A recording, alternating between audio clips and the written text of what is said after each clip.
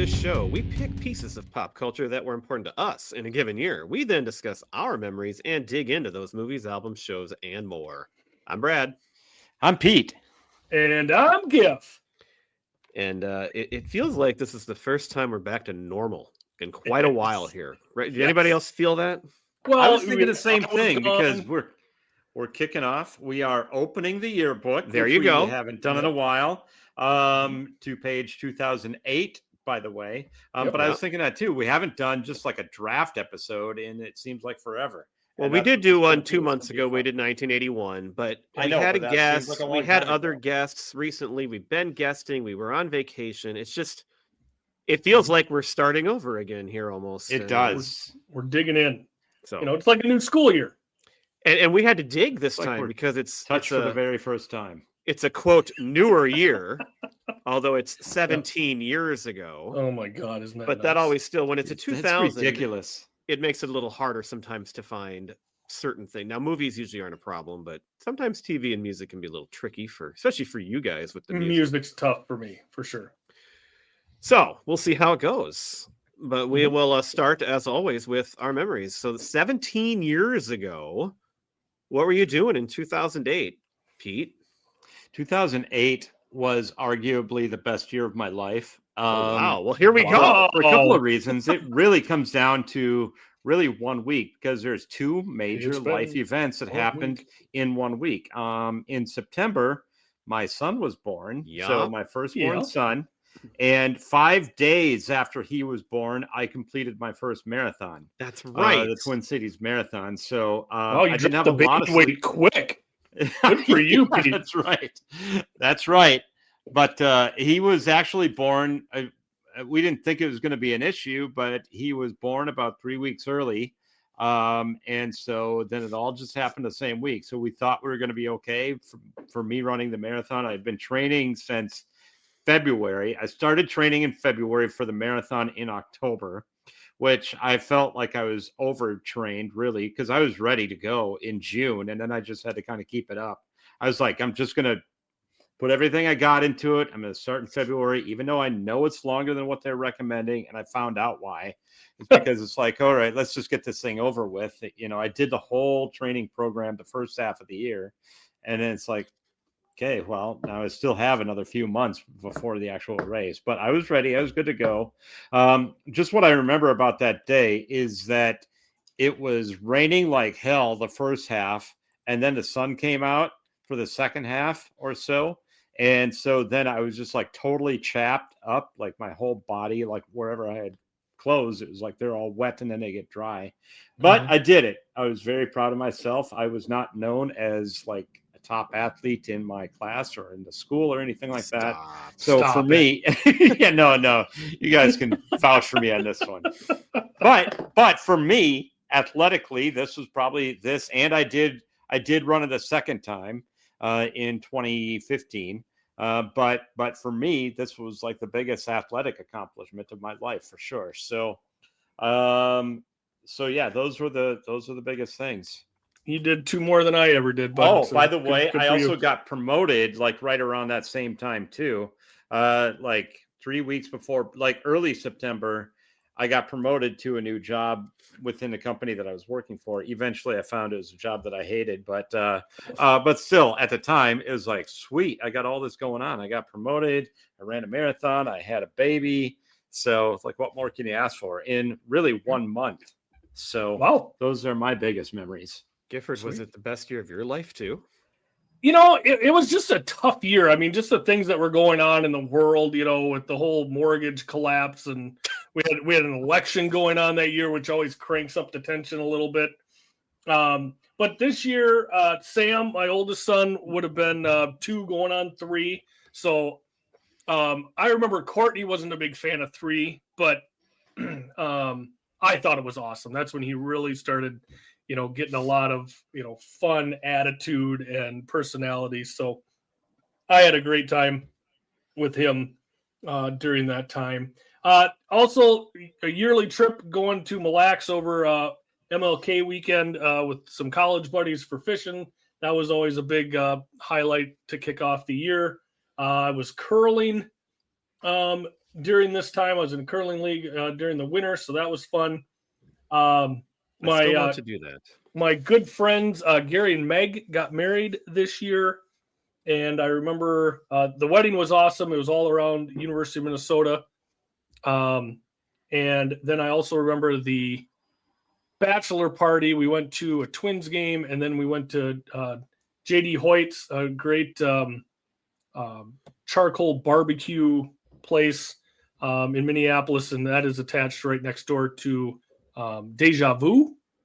And I remember we all were sitting there and at the restaurant, we're like, well, I mean, it is a bachelor party. We should probably go next door. And so Deja Vu, by the way, is a place where people sometimes have bachelor parties. Yes, with ladies that have little or no clothing on. And I just remember, we were all older at this point. I, for one, was sitting in there with the meat sweats after having. You probably were in there and like, oh my God, why are we doing this? This is not That's fun. Exactly where that story is going. We were all sitting there going, what the hell are we doing? We're not in our, early 20s anymore. So it was more of a token thing. Okay, we're on a bachelor party. We'll stop in. Check it off. Yep. And we walked right back out again. So that's what I remember. I think that's probably the last time I've been to a strip club. But those are some of the highlights of the year for me. Also that year, 2008 was we had the Beijing Winter Olympic or Summer Olympics. Sorry, that was the Olympics that Phelps brought home 8 golds, so broke the record for gold medals in a single. I actually remember that well. We were staying. My sister-in-law had a mobile home type portable home at the Wisconsin Dells. And we were all there that weekend when he was winning all these medals with our baby. And it was kind of rough, the sleeping in the situation. But I remember Michael Phelps and I remember the Olympics very well because of that. Yeah. I just want to comment, Gifford, because you said it was an election year, so tensions were ratcheted up. I'm glad that right now we're not in an election year so that we don't have those tensions going on right now. Yeah, we had there's nothing going on. No, nope, everything's good. Very, very Everybody's just nice and easy. So calm. Well, this was 2008. I would call this the year of the baby. So you talked about your friend getting married. When are you going to see the baby? The best friend of our show, who made our Metallica playlist, Mr. Ryan Hummel, he got married this year too, in Sioux Falls, South Dakota.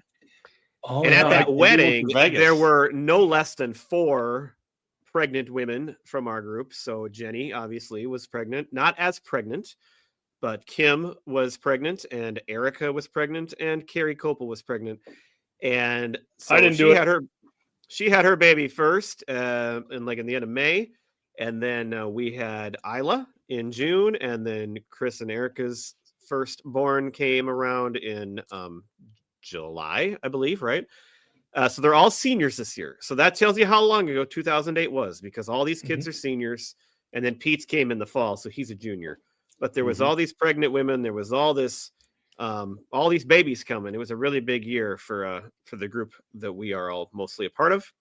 More importantly, don't forget the bachelor party of Hummel's wedding out in Las Vegas. That was that was this year too, wasn't it? So yes, I almost forgot. I mean, yeah. So we went to Vegas for Hummel's bachelor party. It was a wonderful week. And then I wrote down So I went to Arizona with me and Kim met Chris and Erica, our friends in Arizona, because her parents live there.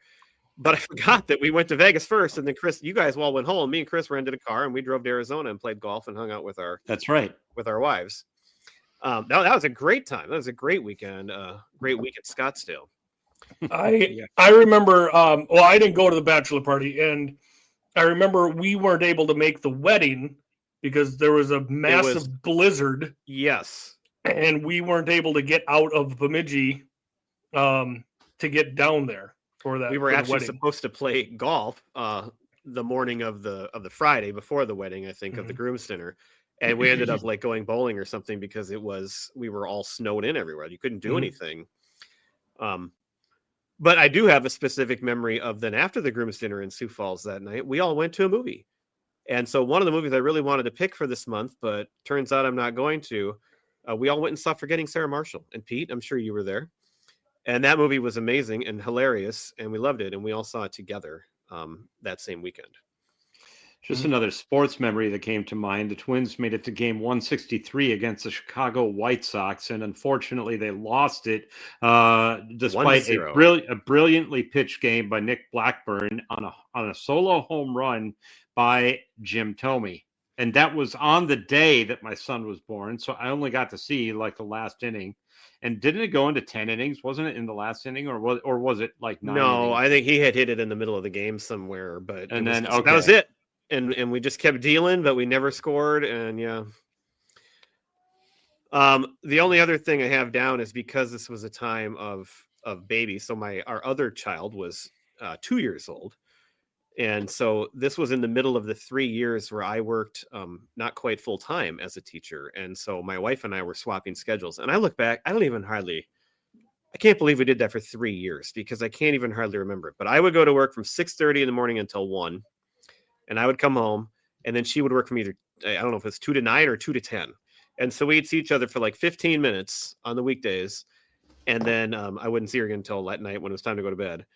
And so she had our children in the morning. I had them at night. And it worked out great. I mean, as far as not having to pay that insane childcare bill and everything.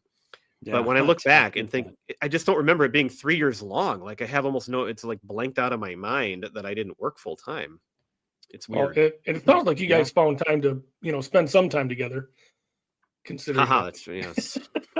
Considering there was 2. Considering that there was a second child on the way. Yes. Yeah.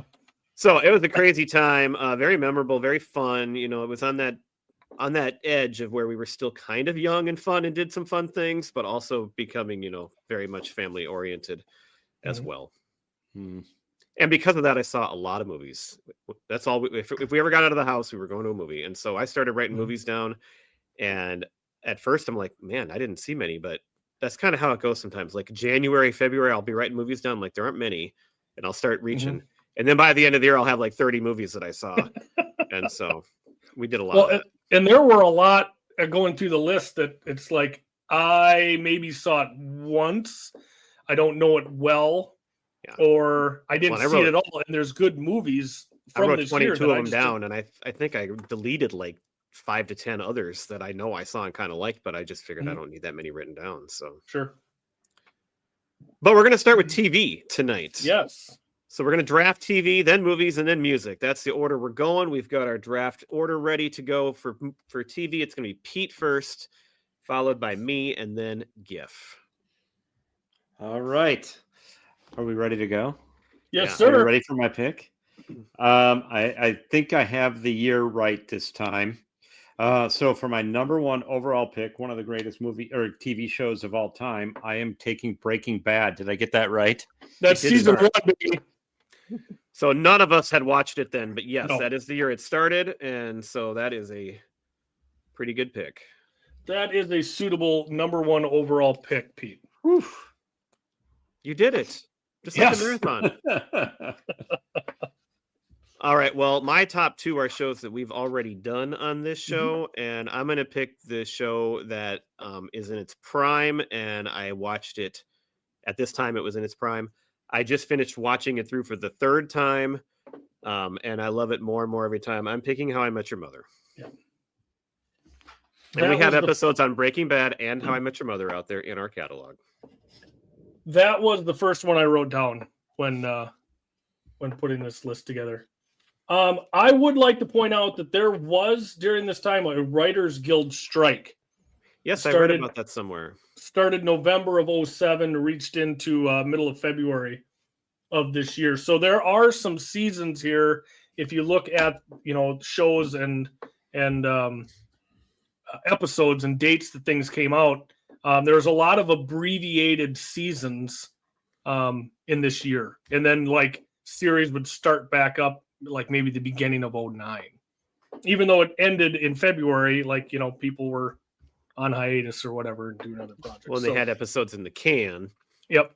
And so it's kind of that delayed effect. Mm-hmm. Right. Okay. Well, I'm gonna stick with my heart here. Another show another show that we've done a show on. This was in the 7th season. There was only 5 episodes in 2008 due to that writer's strike. But I'm going with Scrubs. I love it. I still love it. Turn it on every once and again just to catch up. And you know what? That's the one that I keep meaning that maybe I should start up now. And because now I just finished Parks and Rec too. So I'm like, I don't really have a show I'm watching. And I keep telling myself that I should try Scrubs again. And maybe I will. It's worth your time. Oh, I know. It's great. I just got to tell myself that's the pick. Mm-hmm. Pete, what's your pick? Right. So for my next pick, it was probably one of the biggest talkers of the year. You guys might not have thought to put this on the list, but it was so huge, again, because it was an election year. The Saturday Night Live Weekend Update Thursday edition. And you'll remember this was on during the election season, and this was the introduction of Tina Fey as Sarah Palin, and just how big that was and how it swept the nation. That's my pick. I did see it on the list, and it is a great pick because it was huge, and you didn't want to miss it.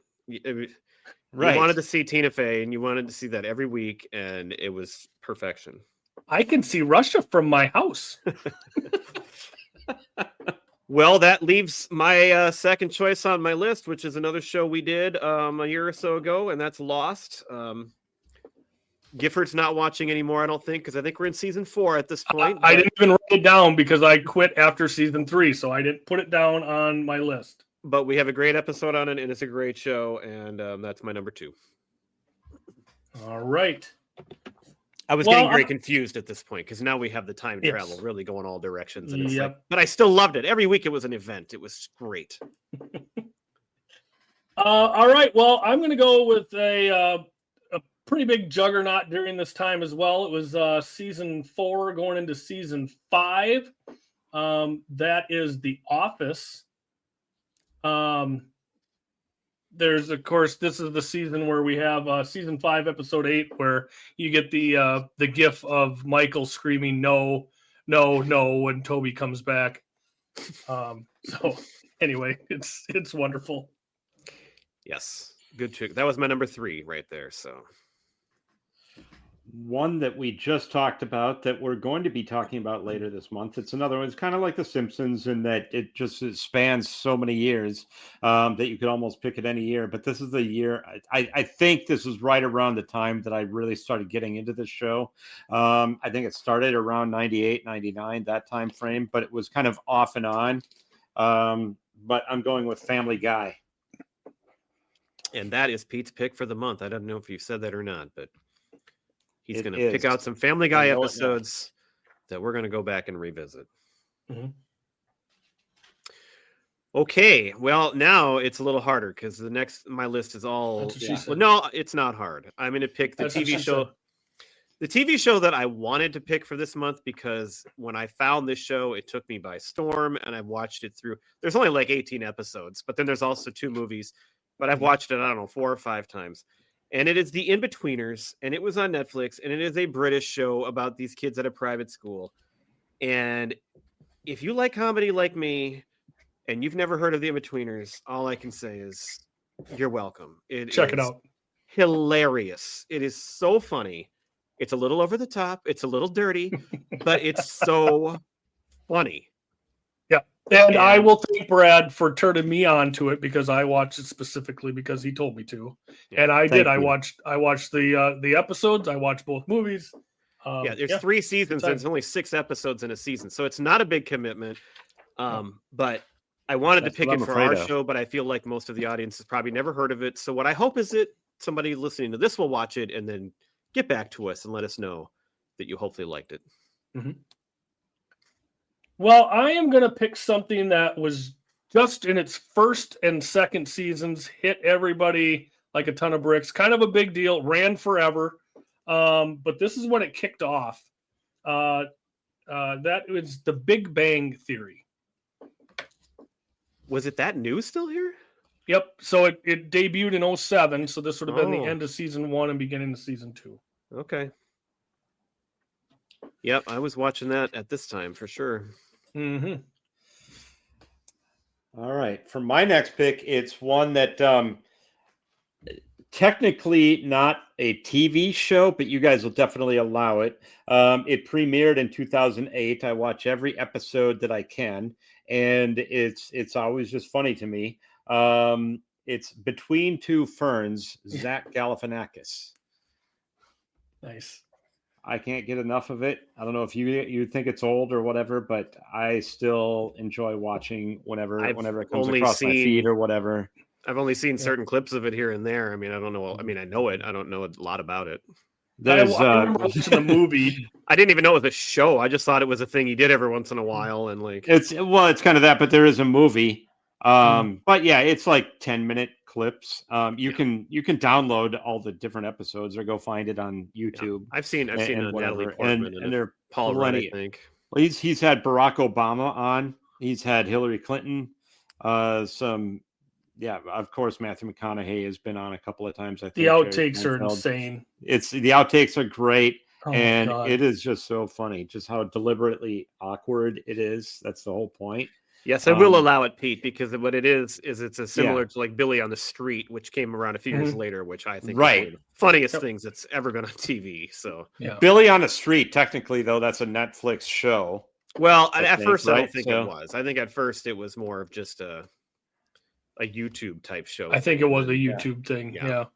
I think Between Two Ferns is put on by Funny or Die, like funnyordie.com or something. It seems probably right, yes.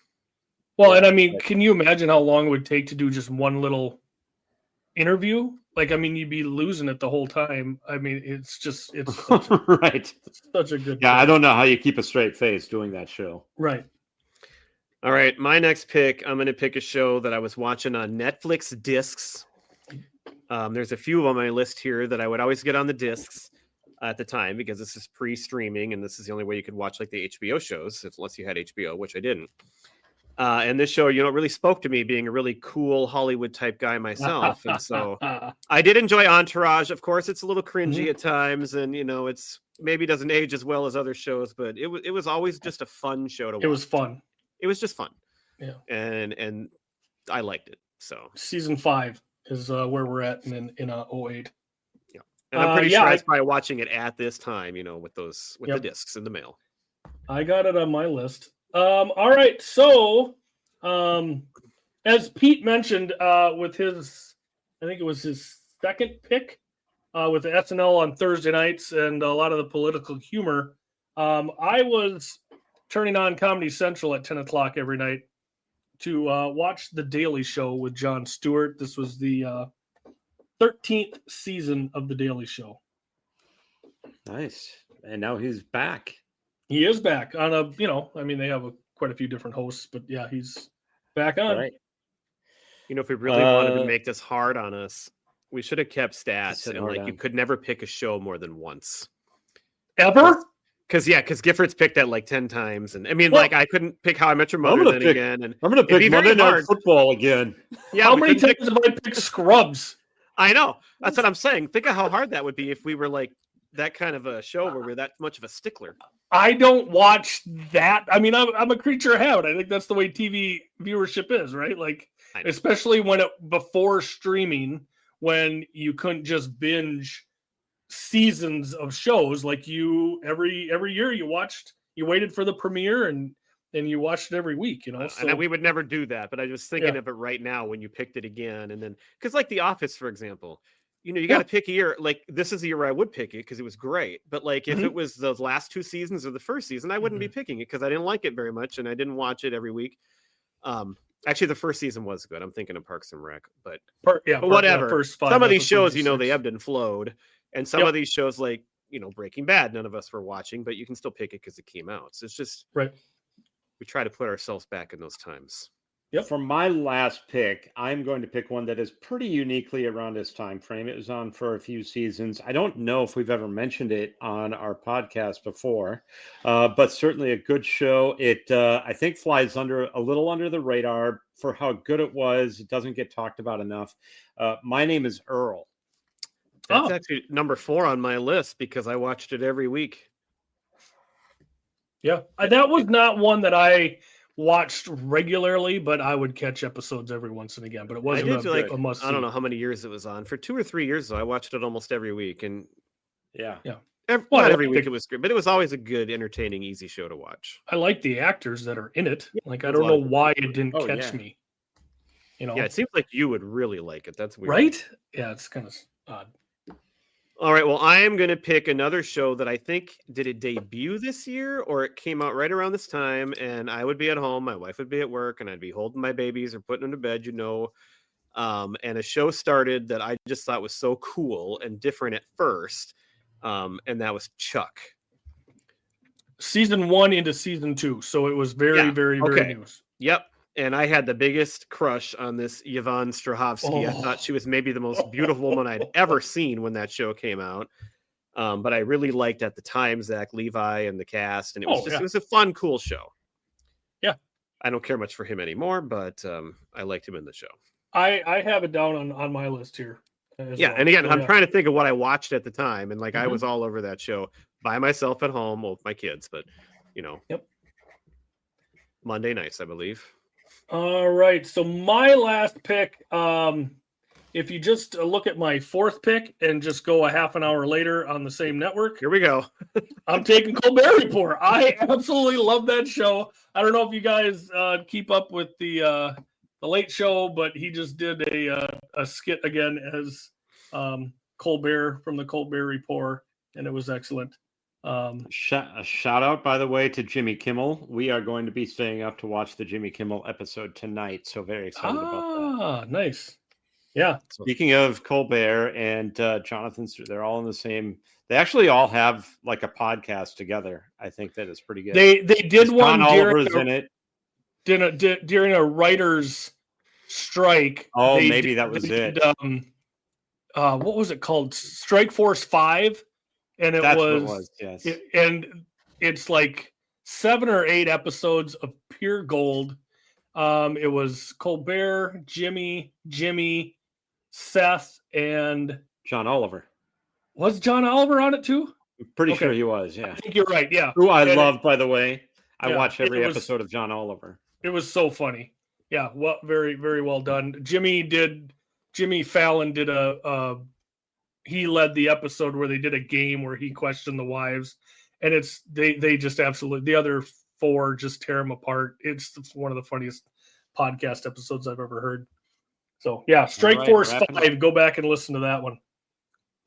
So I do have more shows on my list. I don't know how many I have. Sure, go for another Netflix disc show that I could have easily picked is Curb Your Enthusiasm. Mm-hmm. So that was one. 30 Rock too. Watched every week. I don't think 30 Rock is as great as some people make it out to be. Like, I liked the show a lot. I agree with you. There's a lot of people that act like it's the greatest show in the history of TV, and I'm like, it's a little over the top, I think. And Baldwin's so much fun. And some episodes are great, and some are a little, but I liked it. I watched it every week. There was always a good one-liner in there somewhere. Yep. What else do I have? I had Scrubs, I had all that. Sunday Night Football is pretty new at this time. If we needed to do that whole thing.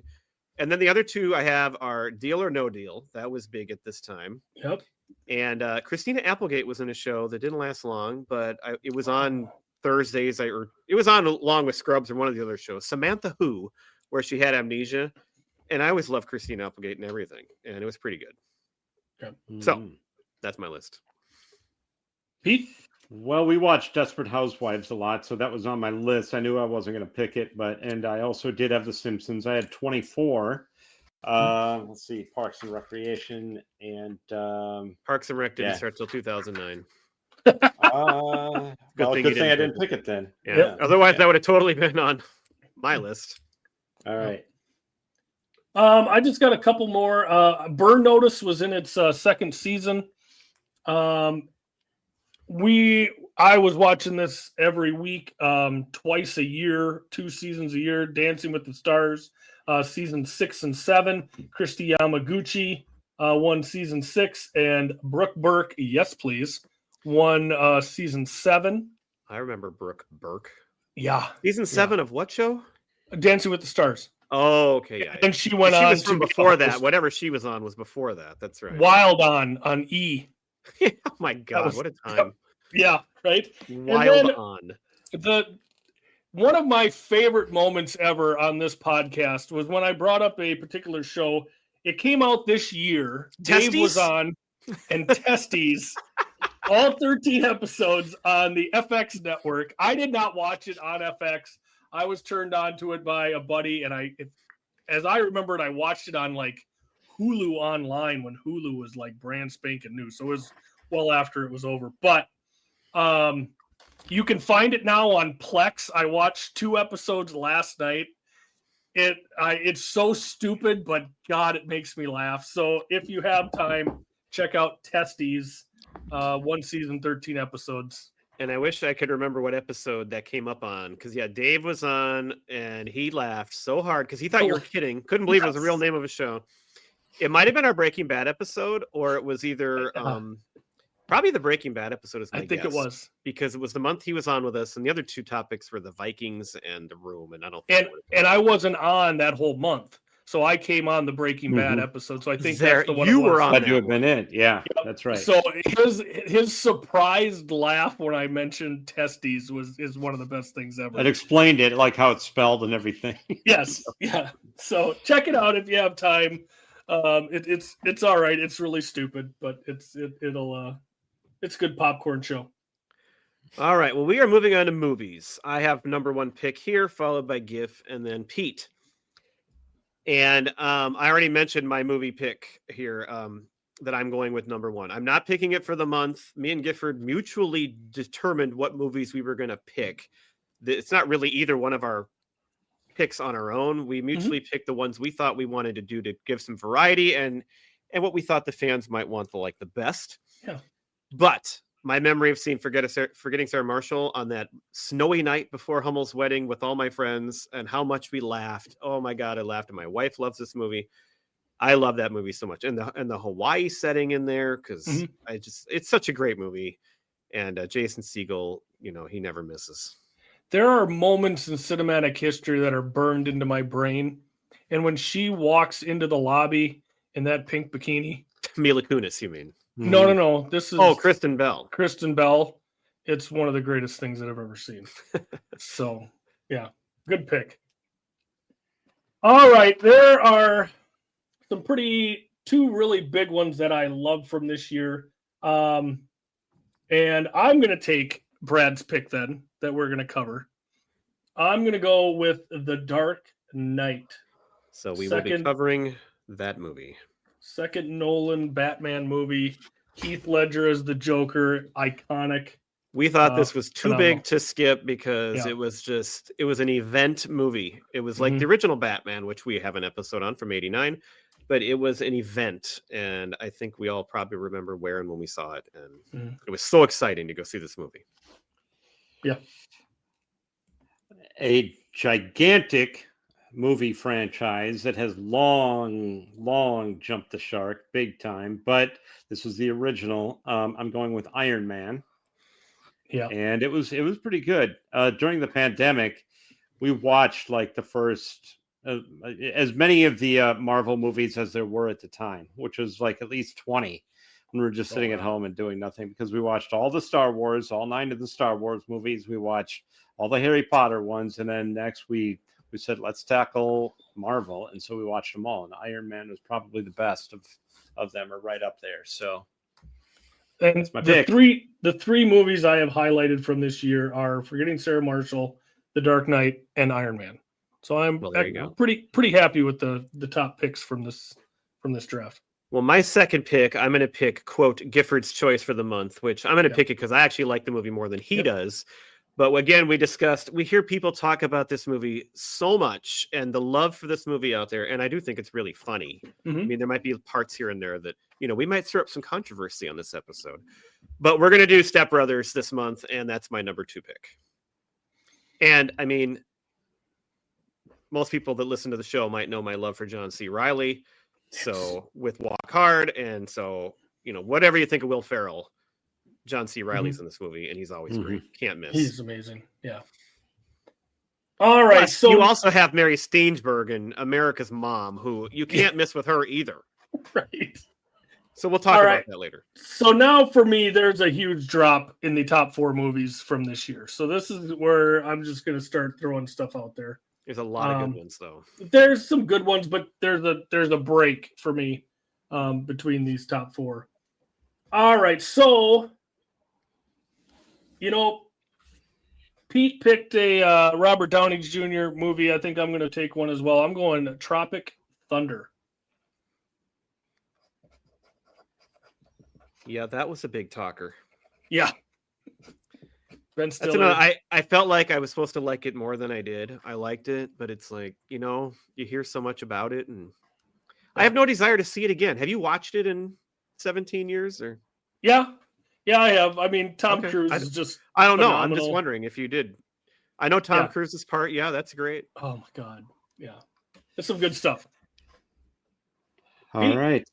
I'm going with one of my favorite. This is one that, as we just talked about, I considered doing, but I didn't think it would be a real great talker, but it's just a fun movie to watch. 21. I love that movie. Plus, Kate Kevin Bosworth, Spacey's in it, so it's Spacey. problematic. Well, a little bit. And it's basically was us in 2008 when we went to the casinos. That was basically what we did. Yeah. Just counting cards. Yeah. You're the it was a good movie, though. I've only took seen down it Las Vegas. But I do was remember it MIT or Harvard? MIT, right? I think it was MIT, yeah. Yeah. Okay. All right, back to me. Well, there's a lot of good movies here on my list. So I'm going to save that one because I know neither of you are probably going to pick it.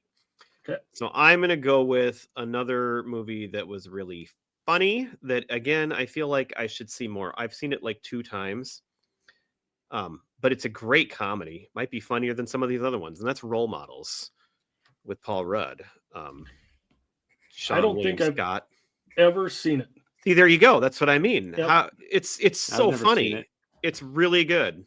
Well, as I said before, as I was going through the list of movies, I was like, well, I know that movie. I just haven't seen it. So I can't really put it on my list. Oh, that's one you should watch because that's a miss. That's one of those really good ones that got lost in the shuffle, apparently.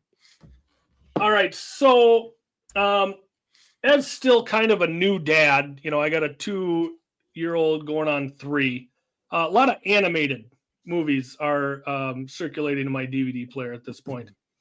And I actually came across this one the other day online, so I watched the beginning of it. And the airplane scene in the beginning of this movie with the penguins, to me, is some of the funniest comedy that I've ever seen. And that is love those penguins. Madagascar, Escape to Africa. It's like kissing your sister. I love those penguins, and that airplane scene is phenomenal. That's the second one, right? It's Escape to Africa. Escape to Africa. Yeah, I remember you talking about the penguins before, and they are funny. Those are some pretty good movies. And we got King Julian, and you got to Move It, and there's a 3-year-old. Oh my God, my nephew Noah used to dance to that song. I mean, come on, a lot of good memories. Watching the little man dance to "You Got to Move It" is worth the price of admission at our house. All right. Well, if you want me to stick in the animated genre, I sure can. I'm going to go with Wall-E. Okay. I have that down because, of course, I believe it's pronounced Wall-E. It's a good movie, and it's kind of thought-provoking, and especially with what's coming on with AI now, like it's, a lot of it could be becoming relatively true, but it's a good movie. Yeah. Well, I am getting older. Are you? We might be getting curmudgeonly at some point here. And so get off my lawn. I'm taking Gran Torino. Again. Another great movie. I saw in the movie theater. It's fun. It's serious. It's a really good movie. You haven't seen it, Gifford? I've never watched that movie. Holy cow. How'd you miss that one? Because I was home a lot with my kid. I wasn't going out to movies. You've seen everything, and you usually watch them later. So it's like I say, I went through this year, and it's like, okay, I've seen it. Get off my lawn, Gifford. Yeah, I will do so. Is it my turn? You're right. It's your turn. Yeah, okay. I was going to say. Get off my turn. All right, so I am gonna go with continuation in the franchise. If you like blood and guts and lots of it, I'm going with Rambo. There's a scene where he turns a 50 cal on a field full of bad guys, and it is quite impressive. And this one was just called Rambo, right? Just called Rambo. Yep. Huge body count. Now I get to go. Yes, sir. Ones, actually, that I could take. But I'm going to go. I think this is the first Daniel Craig James Bond movie. Nope. It's not. Nope. Is it the second? Casino Royale. Oh, yes, that's right. That's right. But I'm going with Quantum of Solace. There you go. I did have that one written down. Is seen that. The stupidest name for a movie ever. Like, who can even? They all have. Come on. Who can even say what that means, though? Like, it's like you're trying to alienate half of this stupid country who is stupid, and you just go Quantum of Solace. Okay. I don't know what that means, and it makes me think it's trying to make me feel stupid. Yeah. And I'm an English teacher. And you're an English teacher, for God's sakes. All right, well, I'm going to go a different direction to a very cute movie because I have a very nice memory. There's 2 movies on my list that I relate completely to my daughter who was born this year. And so Kim and I went to see the movie Definitely Maybe with Ryan Reynolds about a month before she was born. And it's Ryan Reynolds and it's his daughter, and she's trying to figure out who her mom is between these 3 women that he had dated. And one of them is Rachel Weisz, and one of them is, I think, Elizabeth Banks. I can't remember the third. And then the other one is Isla Fisher. And we knew who she was, like from Wedding Crashers. Mm-hmm. But we were sitting in the movie theater, and we were both like, that was a really fun movie. That was cute. And the credits start to roll, and we didn't have a name for our kid yet. And we both saw the name Isla on the screen. And Kim's like, how do you pronounce that? And right away, we both just knew that was the name for our daughter right there. And I just think it's the prettiest name. And I love that movie because of it. And so that's got to be my number 5. And I knew I could save that one for the end. That wins for being the most meaningful pick of the night. Thank you. Yep. Brad, and now she's a senior in high school. So far. Night ain't over yet. Brad, your last 3 picks I didn't even have on my list. I had to pencil them in.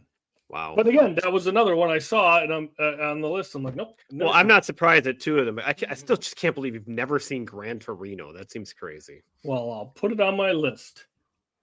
I watched Role Models first, actually, but it's more fun. I'm going, again, as a new father, I'm going back to the animated realm. This one was huge. We actually had a video game for the PS2 with this movie, and that is Bolt. The dog. Travolta and Miley Cyrus and Essman, who was what's his face's wife on Curb Your Enthusiasm. Susie Essman. Susie Essman. Or Susie. Yeah, absolutely love this movie, and it's kind of a take off of Toy Story, and kind of like Buzz Lightyear doesn't know he's a toy. Bolt doesn't know that he doesn't have superpowers in the real world. Yeah. So I think my kids liked it, and I saw most of it once, and I could tell it was pretty good movie. Yeah, it was fun. I enjoy it. Plus, we love dogs. Oh, of course. Pete? All right, my last pick is Zack and Miri Make a Porno. A very underrated comedy. Again, you might think it's stupid. We both liked that movie a lot. Yes. I like it, and I was a little surprised, Brad, you didn't take it earlier, but there are some other good ones I know. But yeah, well, I actually have it listed number 6 on my list, so it was ranked highly. Nice. But I got most of my top ones here, and there you go. The other movie that I associate, so the night before my daughter was born, we were like, she was going to be induced, so we knew it was going to happen. And so we're like all excited and like, what do you do to pass the time? So we went to a movie, and there weren't many good movies out. So we went and saw You Don't Mess with the Zohan with Adam Sandler. But he's a hairstylist, so like him was into that. It's not terrible. Like, it was a good movie to pass the time. And so I'll always have a nice spot for that one in my head too, because it got us through that last night before we went and had Isla. Excellent. And then if I want to keep going with Isla, I got to mention Mamma Mia next because that's one of her all-time favorite movies, both Mamma Mia movies, and I love them too. It's a guilty pleasure. I just saw that for the first time about 2 years ago, and it's I like ABBA or ABBA. Yeah, ABBA's great. And after seeing that movie, and the reason we watched it is because we saw a high school performance of Mamma Mia, and so we wanted to watch the movie after we saw the high school performance, and then I had ABBA was all I was listening to for at least a week, and so I did see the before this. I saw the Broadway, or not the Broadway show, but at the Orpheum in Minneapolis. Sure, it's great music. It's just they're so fun. It's fun. You just want to watch a fun movie. There you go, right there. I almost picked Slumdog Millionaire, the Oscar winner, because I loved it. That's another one where like I saw it and then I would think I watched it on video once, and I've never seen it since, but I loved it. Yeah. A really sneaky good movie from that year is Nick and Nora's Infinite Playlist with Michael Cera, and I think it's Kat Dennings from the horrible show Two Broke Girls, whatever. Okay. It's not only a fun movie, but it's got an incredibly good soundtrack. It's like a lot of indie music, like stuff but it's so good. It's a nice movie. Mm-hmm. Four Christmases. I know Pete's a big fan of that one. That movie, by the way, have you seen Four Christmas? I am going to bring up. It's been brought up on here more than once. Okay. Well, Jon Favreau in that movie, if we were to make a movie about our lives, Jon Favreau is playing Haken, and there's no second place, because if you watch that movie, it absolutely is exactly him. He ain't lying. No. A really underrated Jim Carrey movie was Yes Man. We saw that in the movie theater, and I thought it was really funny. I don't know if you've ever seen this movie. Probably not. Angelina Jolie and Changeling. It's an incredible story. It was fascinating, that movie. I thought it was so good. Never seen it. Yeah, and it's based on a true story.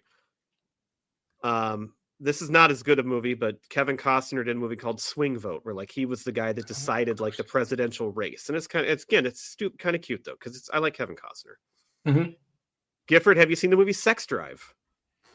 I saw it once. Me too, and I assumed you would have seen that one. Yeah, it's one of those funny, stupid movies. Yeah, you watch it once. You got Burn After Reading, which the best part of that movie is the gif of Brad Pitt with his headphones working out. I mean, but it's a Coen Brothers movie. It's a good movie. And when we talked about characters dying you don't see coming, I mean, when he's in the closet and the person opens the closet door and he kind of pops up and smiles and gets shot immediately in the face. It was like, you didn't think it's Brad Pitt. He's not going to die in the movie. And it was just like out of left field. He just gets shot right in the face. Coen Brothers, though. Yep. Cloverfield was a good movie from the year. It's one I didn't know I'd like so much, but I did. Mm-hmm. I saw two movies at the IMAX at the zoo that year. One was The Dark Knight. The other one was U2 3D, which was, I hadn't seen U2 in concert yet, and I've seen them twice now. But that was one of the coolest experiences in the IMAX at 3D. I mean, it was like such good 3D. Like Bono would come out the screen, he'd be standing right in front of your face singing. And my brother and I went to that, and we had a blast. It was so fun. It's letters and numbers. And I thought that might be the only time I'd ever see U2 in concert, which didn't really count. But then I did get to see them twice. And then finally, I got to mention two more movies, mostly for my wife. Twilight and Sex and the City came out this year. Mm-hmm. Twilight, I have to mention for my daughter because she's totally into it. And I watched the movie. I'm like, oh my God. Yeah. And I saw almost every one of these movies in the movie theater. Not all of them, but most of them. And there's others that I took off the list. So which other ones do you have? I've got Hancock. Yep. I have Get Smart. Yeah, I had that down at first. Cut it off. Man on Wire, which is pretty good. I saw it. Did I miss that documentary?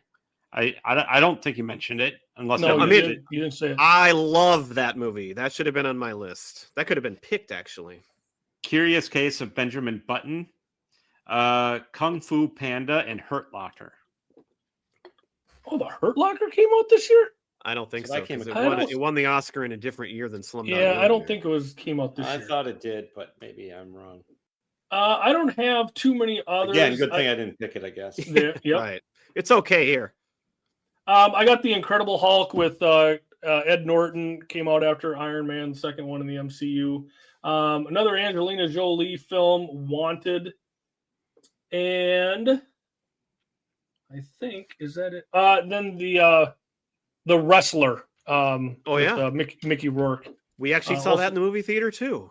Also came out this year, and I'll mention it because this wasn't a big year for me, evidently, for Will Ferrell, because Step Brothers. I enjoy the movie. I've watched it many times since, but one you're going to name was terrible. Yeah, I just never. I mean, I've seen clips of it, that look funny, you don't but watch it. Never. I don't think I've ever watched that movie. That was a stretch of those sports movies he put out. It was too many, and they just no. Well, and Blades of Glory, never seen that. Oh, go ahead, Pete. Hurt Locker, by the way, festival premiere was September of 2008. Theatrical release was 2009. So I apologize. Well, you didn't pick it, and you still found evidence that covers you. So that's great, Pete. Yeah. Good job. See, good work. All right, now we're going to go to music. This will be our shortest list, I'm sure, and it's going to be Gifford, followed by Pete, and then me. Okay, so, well, I think I'm going for the tough guy vote here right off the bat. I'm going to pick an album, and that will be that's going to be Fearless by Taylor Swift. Oh my! You're going number one, Taylor Swift. 08 with White Horse, You Belong to Me, 15, Love Story. Yeah. Fearless. Yeah. You Belong with Me and Fearless and Love Story. That's all you need right there. That's a banger of an album. So why not Can I say something real quick? So we had our this Monday released in real time, in real world time. We released our top 5 or our draft for stand-up comedians. Courtney was not very happy with us, by the way, for not having enough female women mentioned. Well, that's the industry, though. There aren't that many that are, the guys we took are huge. But most of my music is all women. Well, good for you. The whole list. I didn't really. I mean, it is. That's just the way it is.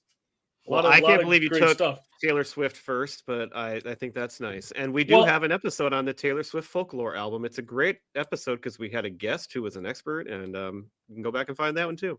And being that this is her second album, she still kind of belonged to country. A lot of these... She's definitely country still at this point. Well, I know, but I mean, she's pop, right? I mean, she's the biggest thing in the world. She's transcended just one genre of music. I know, but at this point, she was still, considered more country than 2 albums later. When she put out Red, she still won the best country album, which I think is ridiculous because there's like one song in the kind of sound of country, right? But she's still considered country at that time. Mm-hmm. So, all right, Pete. All right, I'm gonna see. I might be able to snipe one of Brad's picks on this one. I'm sure you will. Definitely, in my opinion. This is the best song that I could find on this list for this year. Song. It is Cage the Elephant with Ain't No Rest for the Wicked. Oh, wow. I don't have that on my list either. I didn't know that you wouldn't have it.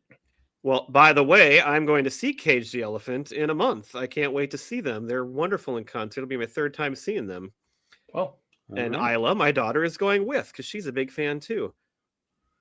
I didn't realize it went back that far and that song was from. That's great find, Pete. Thank you. Awesome song. All right. Well,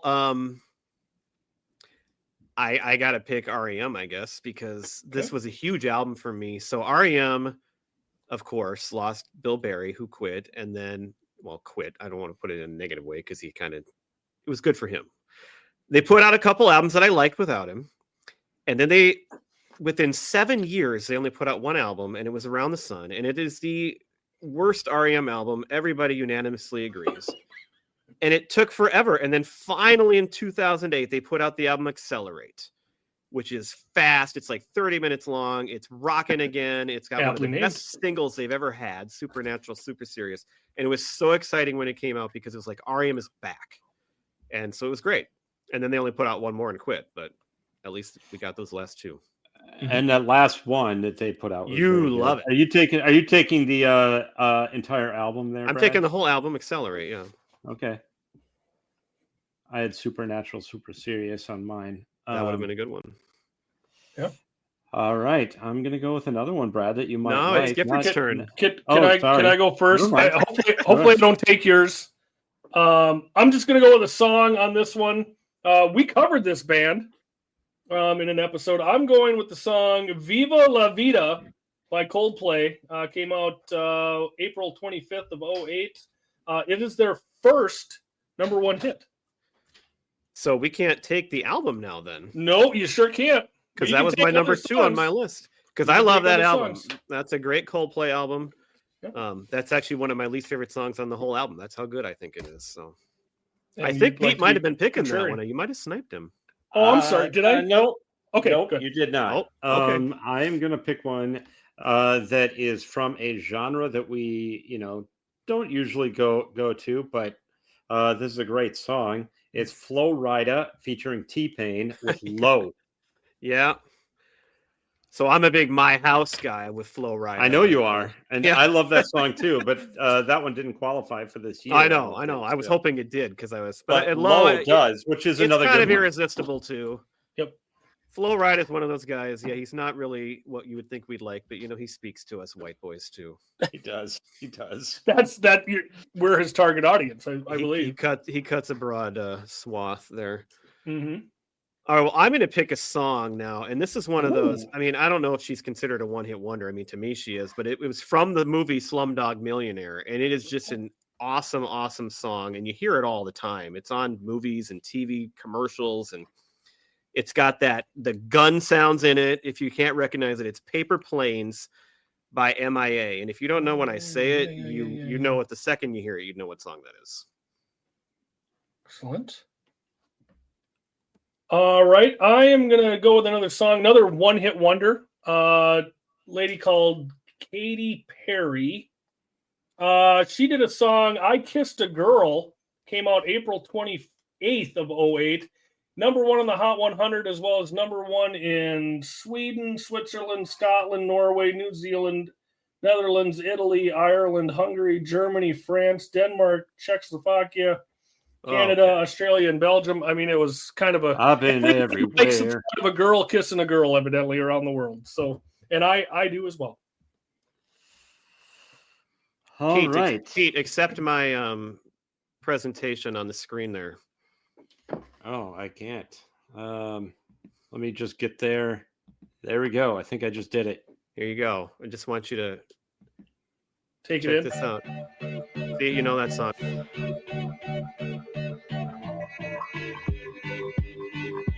Oh yeah, that song is so good. I don't know anything about MIA, but that song is amazing. Wonderful. All right, Pete, you are set to go. I'm going to go with a band that's all country, not like a crossover like Taylor Swift was. But it's a great song. I love it. I love this band. I'm not a huge country guy as far as especially like the newer bands. But I do love the song "Chicken Fried" by the Zac Brown Band. Excellent pick, Pete. I was going to go with the album, The Foundation, because then you also get Toes. Yeah, that's another good one. Which came out in 2009, but you could, include it on your album. So, well, I don't want to go wrong on the years. You know how I hate doing that. Yeah, I do, but great pick. All right, well, I have to pick one that I don't know if Pete saw here, but we went and saw a concert about 8 years ago. We saw the Fratellis at First Ave, and before they came on, we walked in and there was this band on stage opening that none of us had heard of. And they just immediately blew the roof off the place. And that was when I became a fan of Blood Red Shoes. And I've been listening to them ever since. We've seen them in concert, 3 times? I don't know how many times you went, Pete, but every time they've been at here, least that I was there. Yeah. Yeah. And so their first album, Box of Secrets, came out, which has It's Getting Boring by the Sea, which is an incredibly good song. But the whole album's great, and they became one of my favorite bands that night. And so I got to pick them. What's the name of the guy in Blood Red Shoes? Steven Ansell. And he is totally friendly. We talked to him. I've got pictures with them. So it's just 2 people. It's this guy that plays drums and sings, Steven Ansell, and then Laura Mary Carter, who plays guitar and sings. And by the way, she's the sexiest guitarist you've ever seen in your life. And just the two of them on stage make so much noise and so much great music. It's awesome. They are so cool. Did you tell him you play the hi-hat? No. Okay. All right. I am also going with a debut artist from this year. Lady Gaga came out with The Fame August 19th of 2008, including Poker Face, Just Dance, Paparazzi, along with others. What's it called? The Fame? Yeah. Okay. This would have been the year that I actually saw, because it was right before that came out, that I saw her in person, just like she literally walked right by my cube at work because she was signing off on a deal to do that. And she was much shorter. But it was before she was really well known. I had heard of her, but like I barely knew who she was. And then, of course, she blew up. The same thing with Adele. And some other artists as well. But yeah, her and a few other people walked right by, and yeah, that was pretty cool, especially in retrospect now how big she became, right. Obviously. Let me put every single disclaimer I can before my next pick. I do not in any way respect this person or this artist, but I did enjoy the song. I still enjoy it when it comes on. It is Kid Rock with All Summer Long, which I enjoy the song. All right. So I have in my notes, I just wrote in the margin, fuck this song. I never liked that song. I like it. Okay. It bastardizes two awesome songs, Werewolves of London and Sweet Home Alabama. I'm with you, I mean, it's basically just let's mash these two together, and because it's awesome. I mean, those two songs are awesome. So of course you're gonna put something together that sounds great, but it's just a money grab. The song's catchy. Don't get me wrong, Pete. It's very, very catchy, but screw him and screw that song. I love that. I'm with you him all the way. I didn't realize I would elicit that much passion. I just, hey, cool, the song is on, and I put it on my list. So I apologize to anybody. What I'm trying to do? I'm trying to unite the country here. Okay, we don't have to judge everybody. If you enjoy the song. So and that's fine. You can absolutely enjoy the song. I'm just letting my opinion. I haven't liked Kid Rock since the day he came out. His type of music is the worst thing that I could ever imagine. I kind of like the one he has with the guy he is. I hate his music, so there's that. I put your picture away. I like that song too. So he's got some good music. There's some of his music that I really enjoy. But if you're gonna so blatantly take other people's work like that and just mash it together and go, okay, hey, look at my song and give me money, I really have a problem with it. And I get why some people like those songs, and that's fine. But for me, it's nails on a chalkboard. Everything about him, I can't stand it. All the way back to Ba Wata Ba. It's just come on. No. I'm not going that far. That's a toe tapper for me. So if I had to pick one, it'd probably be that one. I mean, I can appreciate some of his music for sure. If it's his music, don't take somebody else's and mash it up and go give me money. Let's move on then. Yeah. Boy, Pete, you didn't know that was coming, did you? I didn't. I'm going to take another very controversial band that a lot of people hated, especially by this time. But this is one of the last albums that I think had some good songs on it for me. I'm picking Weezer's Red Album because I like Pork and Beans, but actually the song I like better is Troublemaker. I think that's a great Weezer song. So I'm taking the Red Album by Weezer. All right. Okay. All right. I am going to go with a little known artist. Some call her Queen Bee. I call her Beyonce. Single Ladies came out October 8th of 2008. Wow, I would have thought that song was way older, actually. That surprises me. That's a fun song. I respect your choice. Thank you, sir. Thank you. I don't care for that song either, by the way. So really? I'm curious. Oh, man. One thing I will Beyonce's another one.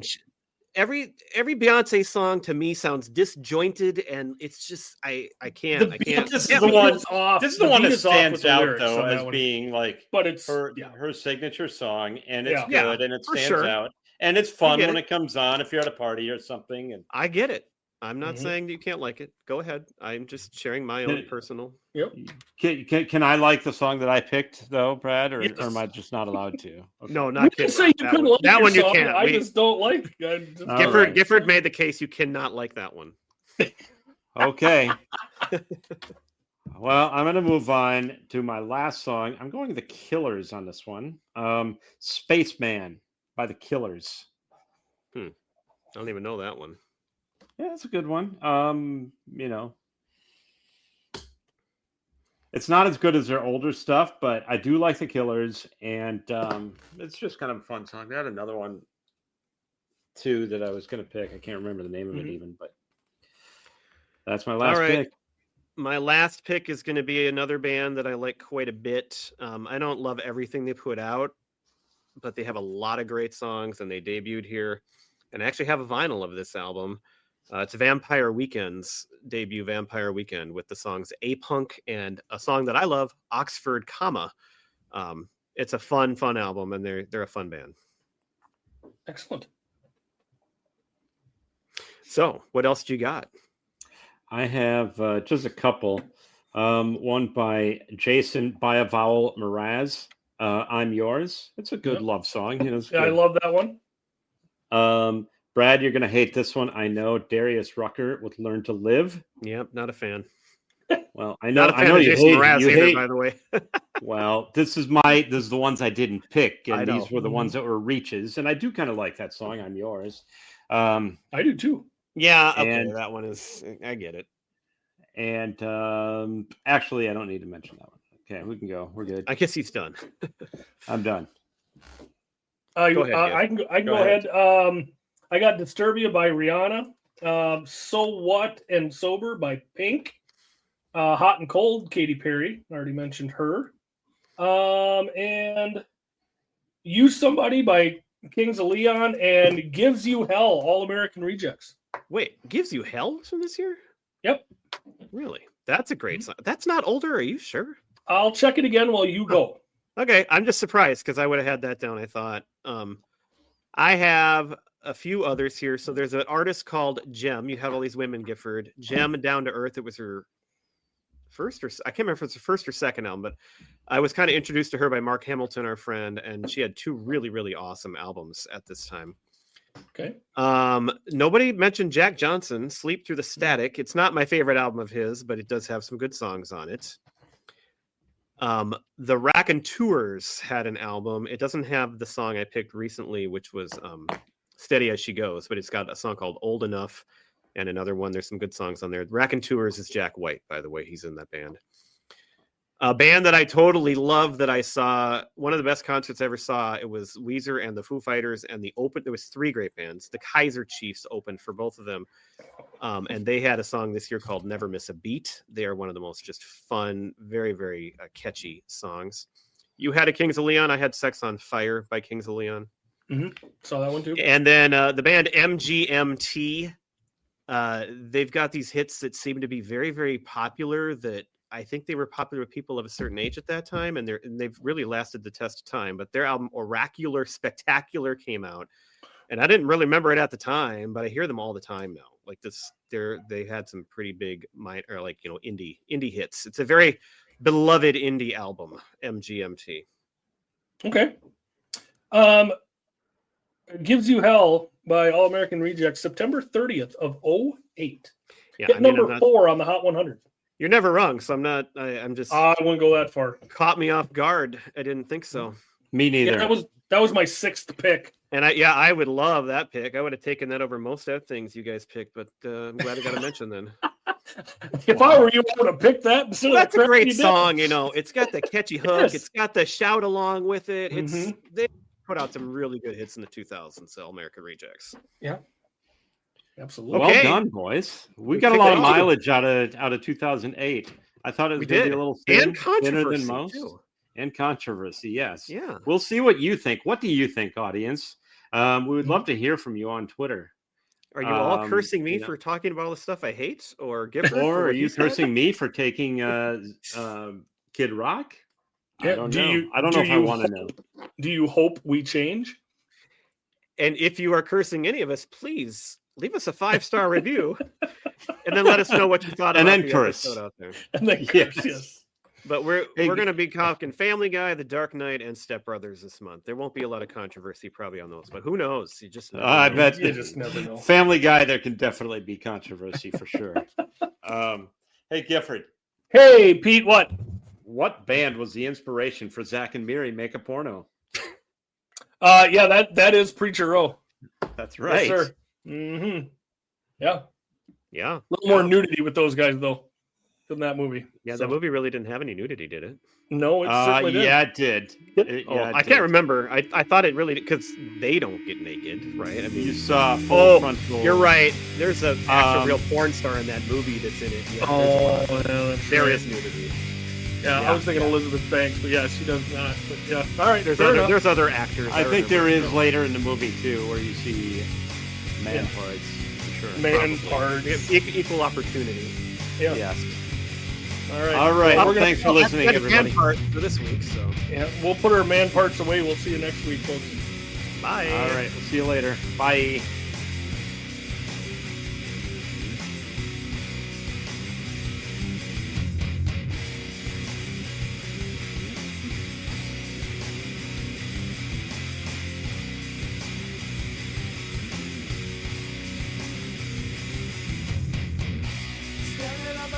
No one's here to comfort me.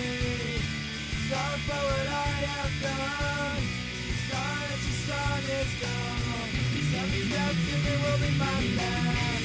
And start to me on my back. I turn and I look to you. I'm scared but there's nothing I can do.